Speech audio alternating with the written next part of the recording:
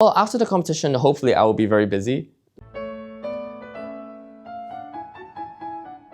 With this kind of major competition, one of the biggest in the world, I mean, I'm just very excited to be here and very grateful for everything that has happened.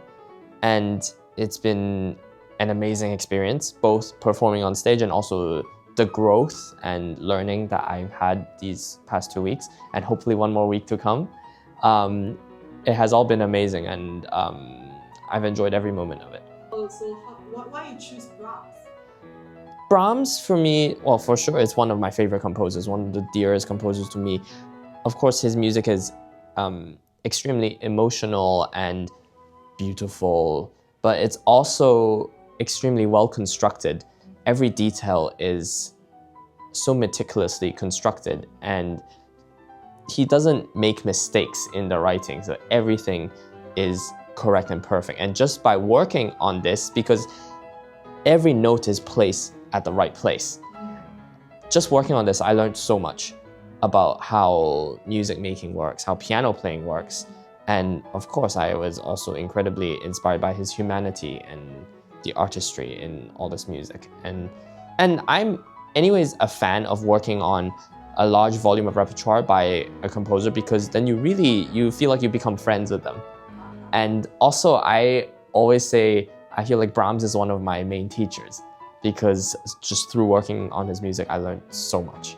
I would say Brahms taught me so much, from just piano playing, how it works on the keyboard, to music making, how to make sense of just pieces and phrases and large structures, because he writes very large pieces as well.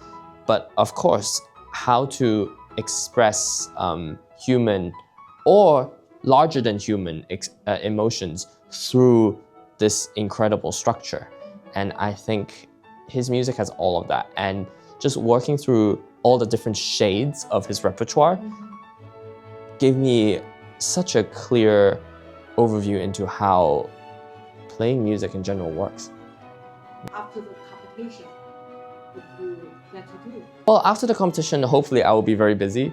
Like that would be the nicest outcome. So just with concerts and stuff. But of course, I think it's important to always keep learning new repertoire. So in a practice state, to have sort of pieces in different phases of development. Yeah, there's sort of different levels of artistry and different levels of involvement. I think that keeps the brain fresh and keeps us working in the best way possible on all these different levels. So when you plan to be a pianist, So, totally different. yes, Yeah. I was sort of a child prodigy when I was younger, so I never decided to be a pianist. It just sort of happened when I was young. And it was only maybe when I was 13, 14, when I went to Harrow in the UK, that I was like, maybe I would like to explore more different things and keep going to normal schools. So that mindset, I guess, continued up until college. I went to Harvard. I did a normal Bachelor of Arts in economics, but I also did many other things. It's like just the name of the degree. I did a lot of history, languages, and all sorts of other things. And it was only halfway through that, when I was 21, that I decided, okay, if I really want to make something of this career, or any career, I really have to commit 100%, 200% to really bring the best of myself to offer the world. What kind of pianist you want to be in the future? I would say, for me, the most important thing is always connecting with people. If I can touch people, move people, and make their day or their lives a little bit better, and that they have an experience that they remember or enjoyed even, then I've done my job. Then I am happy. But for me, I guess more specifically in my music, I guess I tend to be intellectual. I hope in the good way, that the intellectual side helps me form complicated pieces into a way that is very easily understandable and very direct in the emotion to people. Everyone see you always dress up very well, and it was so curious, and it's like colorful. I guess it's just sort of my one way of my artist expression, sort of my identity as an artist almost.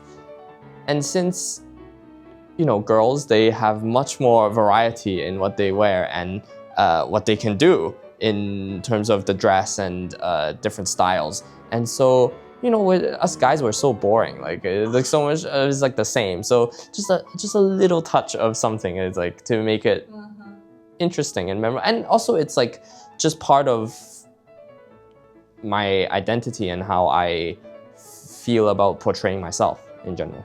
Yeah. So now a lot of Chinese musicians and Chinese pianists in the world. So how do you feel about today's classical music world? You know, several decades ago, people would see Chinese persons say, oh, they're robots, they don't feel emotion, or this sort of stuff. So we're almost done with that, not completely, but I'm happy to see that in most cases, we have incredible Chinese artists who have huge careers, who obviously people don't think that they're robots or without emotion. So I'm happy that we have gone to that point. And at the end of the day, it's just the most important thing that music connects all of us. So in the future, if you have a concert in China, what kind of pieces in the program? So I started the whole competition with the Bach Busoni Chaconne, which came from a program I did several years ago with Busoni transcription. So it was Bach Busoni, Brahms Busoni, and Chopin Busoni. Whoa, So interesting. so I like that as a concept very much. Yeah. Very good idea. 大家好，我是沈靖韬，经典947好音乐在这里。